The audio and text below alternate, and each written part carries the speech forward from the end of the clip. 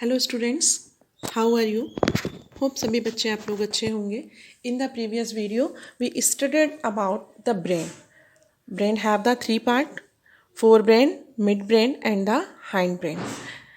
In this video we will discuss about how are these tissue protected. जो tissue हमने brain में पढ़े वो कैसे प्रोटेक्ट होते हैं वो सब अब हम इस वीडियो में पढ़ेंगे. A delicate organ like the brain, which is so important for a variety of the activities, needs to be carefully protected. Delicate organ, delicate का मतलब है विशेषता लिया हुआ. ठीक है, हमारा पूरे बॉडी में अगर कोई विशेषता लिया हुआ है, स्पेशल ऑर्गन है, इट इज़ अवर ब्रेन. तो जो भी चीज़ें हो, चाहे हमारा ब्रेन हो चाहे कोई भी चीज़ हो, अगर डेलिकेट पर्सन है, अगर कोई ऐसा व्यक्ति है जो हमारे लिए विशेषता रखता है, हमें हमेशा उसकी सिक्योरिटी करनी चाहिए. हमें हर उस चीज़ की सिक्योरिटी करनी चाहिए which is the delicate for our life. Then in this biology subject, bio means is a life, and when we study the life in a way of comfortably zone, then we study everything very easily.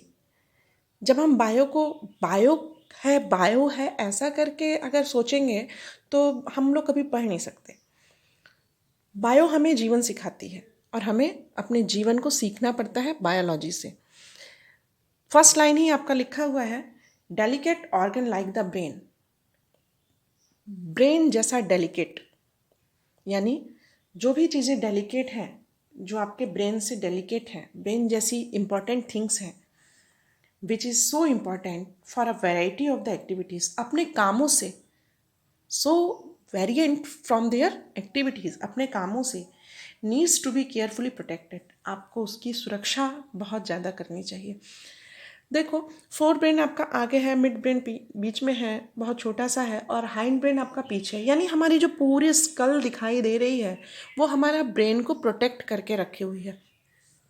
आपने पंजाबी लोगों को देखा होगा, कितना बढ़िया उनका मतलब culture है कि वो लोग क्या करते हैं, वो लोग पगड़ी बांध के रहते हैं. दे प्रोटेक्ट देयर हेड, है ना. आपको पूरी तरह से अपने हेड को प्रोटेक्ट करके रखना चाहिए क्योंकि it have the delicate organ brain. The body is design so that the brain slit inside a bony box. Brain एक बोनी बॉक्स में बंद है. बोनी बॉक्स का मतलब आप समझते हैं, बोनी बॉक्स का मतलब होता है जो हमारी खोपड़ी है, हड्डी के बॉक्स में बंद है. The brain is contained in a fluid filled balloon which provided further shock absorption. ये मैंने आपको बताया था कि जो हमारा ब्रेन है वो 3 लेयर्स मेनिंजाइटिस में कवर है. उसमें क्या है, सेरिब्रोस्पाइनल फ्लूइड है जो क्या करता है, वो ब्रेन को किसी भी शॉक से बचाता है. जिन्होंने अपना पिछले वाला वीडियो नहीं देखा है वो देख लेंगे, तभी आपको ये लाइनें और ये पैसेज समझ में आएगा. अगर आपने ब्रेन नहीं पढ़ा then I can not help any way. If you run your hand down the middle of your back, अगर आप अपने हाथ को पीछे की तरफ लेकर जाते हैं, you feel a hard bumpy structure. एक स्ट्रक्चर दिखाई देता है हार्ड. गर्दन से पीछे अपने हाथ को लेकर के जाओ, क्या है, रीढ़ की हड्डी है ना. और हम लोग रीढ़ की हड्डी को सोच लेते हैं कि इसी में सारी, नहीं, वो रीढ़ की हड्डी जो है it's also a bony structure, है ना. This is the vertebral column, backbone.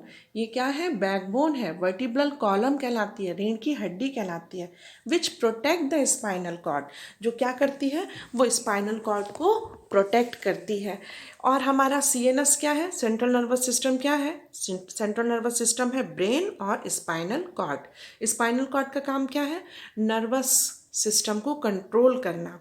और हमारे ब्रेन का काम क्या है कि जो भी सही गलत है उसका निर्णय देने का काम हमारे ब्रेन का है. ठीक, इतना समझ में आ गया. How does the nervous tissue cause action. अब हमें ये पढ़ना है कि जो हमारे नर्वस टिश्यूज़ हैं वो काम कैसे करते हैं. So far we have been talking about nervous tissue and how it collect information. कैसे कलेक्ट करता है, रिफ्लेक्स एक्शन के थ्रू कलेक्ट करता है. रिफ्लेक्स एक्शन भी आपको पढ़ाया जा चुका है. रिफ्लेक्स एक्शन भी आपको पढ़ाया जा चुका है। Send it around the body, चारों तरफ बॉडी में फैला हुआ है।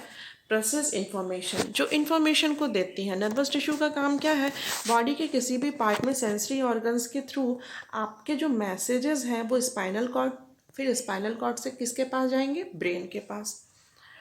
Make decision based on the information, और माइंड और हमारा ब्रेन क्या काम करता है, जो इंफॉर्मेशन दी गई है उसके आधार पर ही आपको कोई भी डिसीजन लेने के लिए ऑर्डर करता है।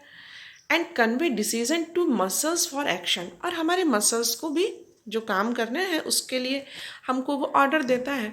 इन अदर वर्ड, दूसरे शब्दों में अगर कहा जाए, व्हेन द एक्शन और movement is to be performed, अगर जो हम एक्शन कर रहे हैं, जो हम काम कर रहे हैं, जो हम मूवमेंट कर रहे हैं, muscle tissue will do the final job. हमारे मसल्स के थ्रू जो हम काम कर रहे हैं वो कौन मदद करेगा हमको, मसल टिश्यू काम करेगा।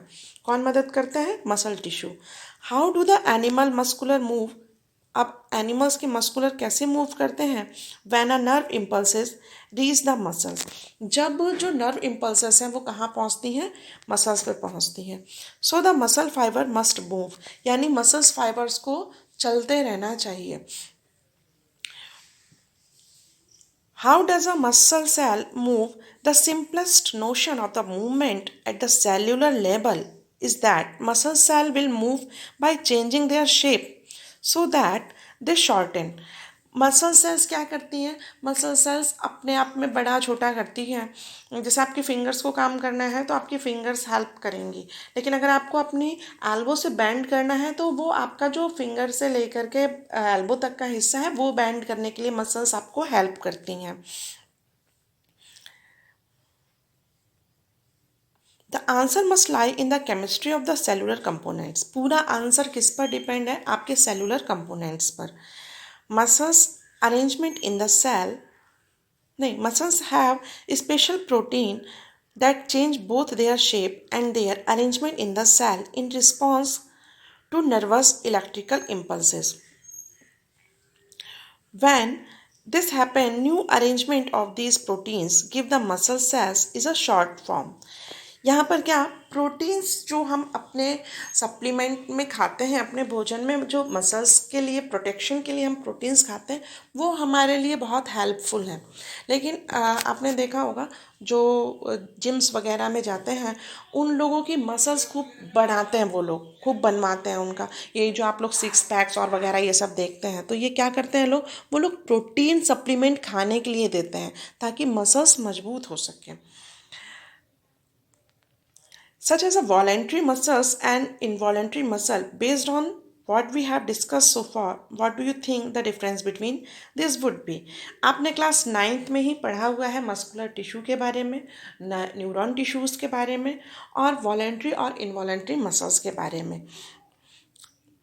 अब ये जो क्वेश्चंस हैं, what is the difference between the reflex action and the walking, and what happened the synapse between the two neurons, it is done by, it is done in your copy, okay, and make this notes with their